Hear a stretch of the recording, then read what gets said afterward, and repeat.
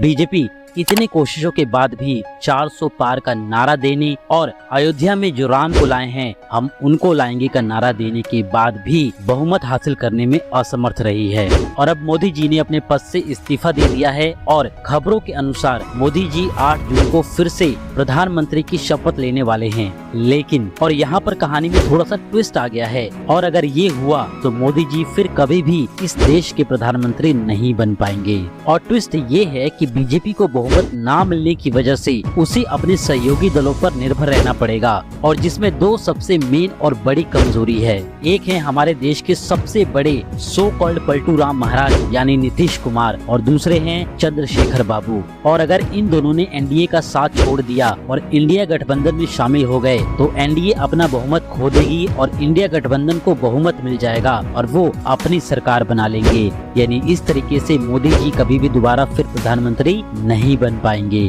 और सुनने में यहाँ तक ये भी आ रहा है कि इंडिया गठबंधन ने नीतीश कुमार को उप प्रधानमंत्री बनाने का ऑफर भी दिया है। तो इस बार देखना ये है कि आखिर नीतीश कुमार किस ओर पलटी मारते हैं। लेकिन यहाँ पर सवाल ये उठता है कि जिस यूपी के अयोध्या में बीजेपी ने राम मंदिर बनवाया, लोगों को राम लल्ला के फ्री में दर्शन कराने का वादा किया था, अयोध्या का सो कॉल्ड विकास किया, उसी बीजेपी का अयोध्या में आखिर सुपड़ा साफ क्यों हो गया? क्या आपको पता है? नहीं ना? चलो मैं आपको बताता हूँ। इसके मेनली दो सबसे बड़े कारण हैं। पहला है सरकार का घमंड। बीजेपी ने अयोध्या में राम मंदिर बनवाया, चलो ये तो बहुत अच्छा किया कि प्रभु श्री राम का मंदिर वहाँ पे बनवा दिया गया। लेकिन वही लोग ऐसे पोस्टर छपवा के लोगों को ये कहने लगे कि जो राम को लाए हैं हम उनको लाएंगे।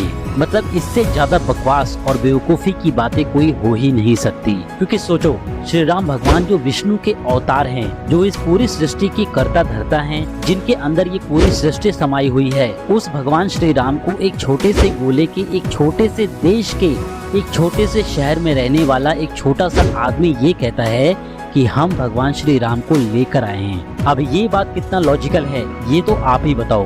बट चलो भाई, तुमने वहाँ पे मंदिर बनवा दिया, चलो ये बहुत अच्छा किया, बट वहाँ के लोगों के लिए रोजगार के लिए क्या किया? वहाँ के लोगों के आर्थिक विकास के लिए क्या किया? ये बताओ। तो जवाब ये है कि वहाँ पे ऐसा कुछ भी नहीं किया गया। और जब भी इनके नेताओं को रोजगार के बारे में सवाल पूछा जाता था तो ये कुछ इस प्रकार का उटपटांग जवाब दिया करते थे। मतलब कुछ भी, लिटरली इनसे कुछ भी बुलवा लो, लेकिन रोजगार और महंगाई पर इनसे बात मत करो। और दूसरा सबसे बड़ा और सबसे मेन कारण ये है,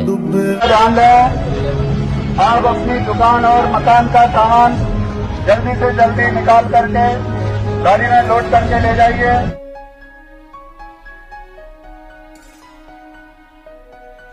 अयोध्या में राम मंदिर बनने के बाद नया घाट से लेके सहदतगंज तक 14 किलोमीटर लंबा एक राम पथ का निर्माण किया जा रहा है, जिसके बीच में आने वाले कई मंदिरों को, कई मस्जिदों को तोड़ा जाएगा और उसके बीच में आने वाले हजारों घरों को रातों रात तोड़ दिया गया और वहाँ के लोगों को बेघर कर दिया गया। और यही वो गुस्सा, वो नाराजगी इस इलेक्शन में देखने को मिली। और मुझे पर्सनली ये लगता है कि बीजेपी को इलेक्शन में कम वोट मिलने या फिर जो बहुमत ना मिलने की जो मेन वजह थी वो ये लोग थे, जैसे ध्रुव राठी, प्रज्ञा मिश्रा, रवीश कुमार, अभिषाक शर्मा। ये सारे वो लोग हैं जो अपने चैनल पे सरकार को एक्सपोज करने का काम करते हैं। खासकर ध्रुव राठी की वीडियो ने सरकार के द्वारा लाए गए काले कानूनों के बारे में, या फिर उनके द्वारा किए गए स्कैम्स हो, या फिर उनके द्वारा जो लोगों का ब्रेन वॉश करने का जो तरीका है, इन सभी चीजों के ऊपर एक वीडियो बनाकर लोगों को जागरूक करने का और सरकार को एक्सपोज करने का जो काम किया है, उसकी वजह से ही लोगों ने इनको कम वोट दिए हैं।